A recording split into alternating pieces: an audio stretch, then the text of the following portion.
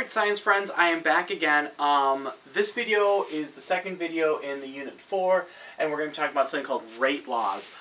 What rate laws do, it's a way to mathematically calculate rate. So I'm going to step off to the side, copy it down. Unfortunately, this is not the whole note. So see where it says zero order here? We have a first order and a second order. So this is going to be about half of the note. So I'm going to jump off, you can copy them down, and then I'll jump back on, and we can talk about rates. Alrighty, hopefully you guys had enough time. So rate laws are how we calculate rate, mathematically calculate the rate. And there's a little bit to it. So first off, rate equals, the equation for the rate law, or the rate law itself, is rate equals K times the concentration of a reactant to the nth power times the concentration of another reactant to the m power, and so on and so on and so on. So what this is essentially is saying, this would be for if I had two reactants. So however many reactants I have in a reaction. So let's say I have one, I would only do one of these. If I had two, I would do this and this. If I had three, I would have a reactant N, M, and O. If I had another reactant, I would have, you know, N, M, O, P, so on and so on and so on. Okay, so this example has two reactants, and so that's why we have two of these. K stands for the rate constant. Fun fact in chemistry, K stands for constant. I believe it comes from the German word constant, because back when all of this was being developed, the Germans were a powerhouse in chemistry, and since they discovered it, they're allowed to name it, and so it's named K for constant in German. And I believe that's what it is. That's the story I'll stick to anyway. So K is the rate constant, and the rate constant takes into account things like temperature, pressure, any sort of environmental factors that could affect the rate. So this K value is specific for a specific temperature, for a specific set of conditions. If I were to increase the temperature, well then my K value would be different. It might have the same reactants, we'd still have the same N and M value, but my K value would be different. And then N, or in this case N or M, that's the rate order. And we're going to talk about what rate order means in a second when we get down to zero order, first order, second order, things like that. However, it's important to note that it's not the number of moles. Sometimes you'll see a reaction like this, and N and M will be the number of moles in the balanced equation. That's not the case with rate. We can't really do that with rate. With rate, we have to do it a little bit differently. Okay, so there are I guess an infinite number of rate orders, but we're just going to go through order 1, or 0, 1, and 2, and they just kind of go on and on and on like that, but you'll pick up a pattern and it'll be pretty obvious. Okay, so for a zero order rate law, so for zero order, that means that the rate order is going to be 0. So this one we had two reactants. To simplify it, we're just going to do one reactant down here, but it would be the same thing if we had two. So I rewrote this, rate equals K. I did the concentration of R instead of reactant, just because it's a little bit shorter. And I made this 0 because it's a zero order. So my rate order is 0. So my N equals 0. So right up there is 0. So I put a 0. Well, R to the 0 power is 1. Anything to the 0 power is 1. So it just rate equals K, which means my rate equals my rate constant. So my rate is constant throughout the experiment, or throughout the reaction.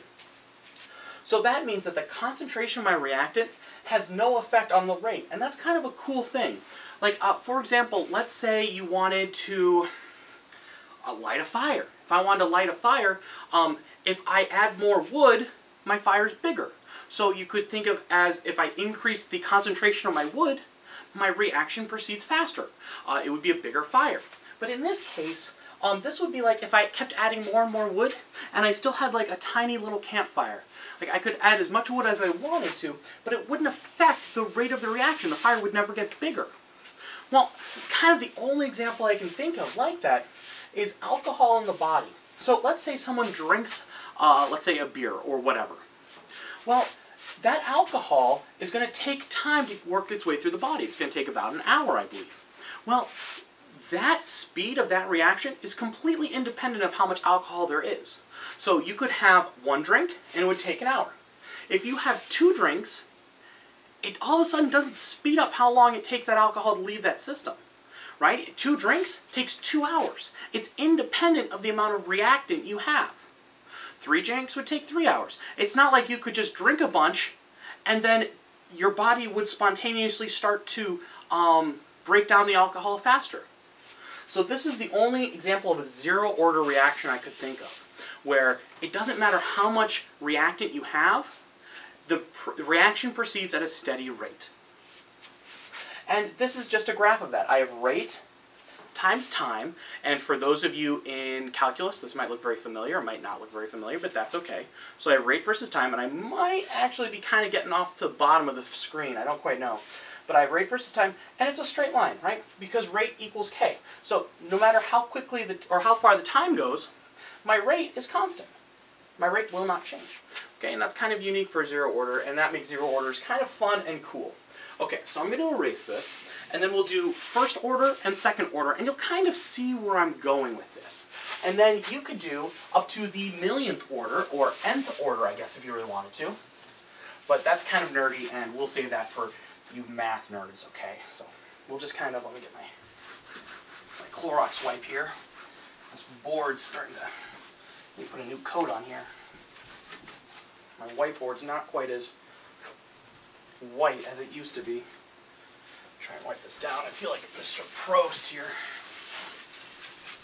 Alright, it's kind of dingy gray, but it'll do.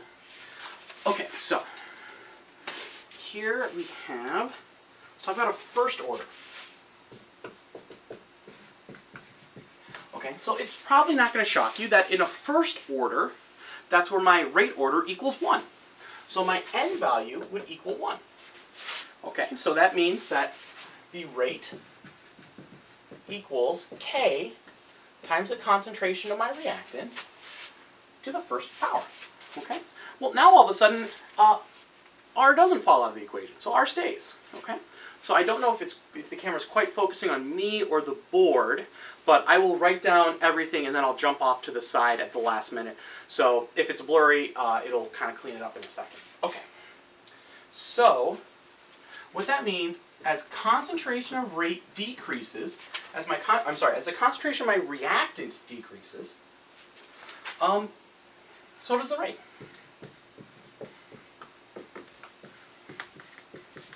So as my concentration of reactant goes down, as this number goes down, well, my rate's going to go down, right? My rate's going to go down. Because let's say if k were 1, well then rate would equal the concentration, and as the concentration went down, the rate would go down. Okay, well, what that looks like, let's say I have a graph here, and that's rate versus time, okay? Well, that would kind of look like this. It would be a straight line down. So as the reaction proceeds, as my time proceeds, so we are assuming that the reaction is trucking along, as my reaction proceeds, the concentration of my R value decreases. Well, as the concentration of my R value decreases, the rate decreases. And as the rate decreases, it slows down the reaction. So it kind of decreases at the steady rate, kind of trucking along. Okay? Well, let's talk about a second order. Oops. Oopsie. Okay? Well, a second order is where my n value equals 2. Okay? So my n value equals 2. So that would mean that rate would equal my k times the concentration of my R squared. Okay, so rate would equal k times the concentration of my R value squared. Okay, so that means that as my reactant decreases, the rate will decrease as a square of that. So we're almost looking at an exponential decrease, where it decreases exponentially. Right? Yeah, we'll call it exponentially. I'm sure a math teacher has a better term for that. I'm sure they'll be like, oh, it's not an exponential decrease. You know, oh, I don't know. That was my Miss Vanderjack impersonation. Please don't tell Vanderjack I said that. Cool. Okay, so let's see here. Oh yeah, plenty-ish room. I'm going to do it over here just in case. So do I have room? Oh, totally. Finally have a camera that I can screen swivel so I can see how much room I have. So if this were my second order, so we're going to do second order kind of over here, that means that it would decrease almost like that. right? So as I have a lot of reactant, the rate's very, very high. But as my reactant starts to decrease, my rate, oh, I'm sorry, it's not concentration. My rate decreases very, very quickly. This is rate, I'm sorry. I don't know why I put concentration. So as the concentration of my reactant decreases, my rate decreases much, much faster. It's an exponential decrease. Okay? And then you can kind of see that, let's say we did a third order. Well, a third order would just be my reactant cubed. And fourth order would be to the fourth power, and so on and so on. And I'm sure you guys can graph all of those super duper fun little curves and see how the rate order decreases. So this is the rate law. Okay, so the rate law is mathematically how we do this. And the next couple of videos we're going to talk about how we can find the rate law through experimental evidence. All right? Have a great day. Let me jump off to the side. So I'll give you an extra second to copy it down, so hopefully when the camera focuses on the text. So I'll jump off to the side. Have a great day, and I will see you in class.